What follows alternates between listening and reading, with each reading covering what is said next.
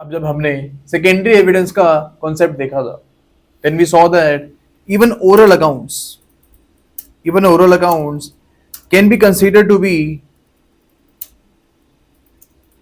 a secondary evidence under section 58 clause 5 of BSA.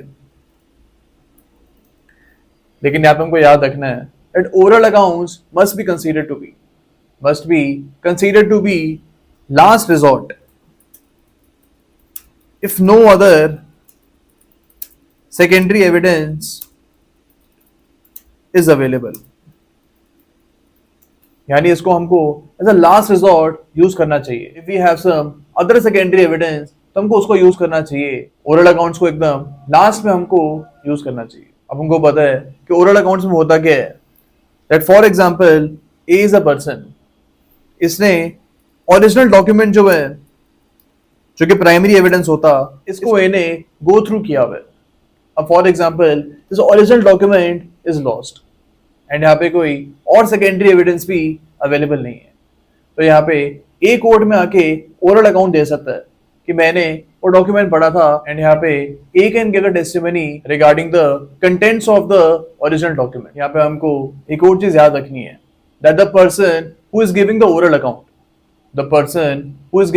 Account must have read the original document. अगर उसने for example original document की भी photocopy पड़ी हुई है तो यहाँ पे this person can not give oral account. यहाँ पे इनको ओरिजिनल डॉक्यूमेंट ही पढ़ना पड़ेगा तभी ये ओरल अकाउंट दे सकते हैं. इसके अलावा आपको याद रखना है that oral account is narrower than oral evidence. हमको ओरल अकाउंट और ओरल एविडेंस के बीच में डिफरेंस पता होना चाहिए.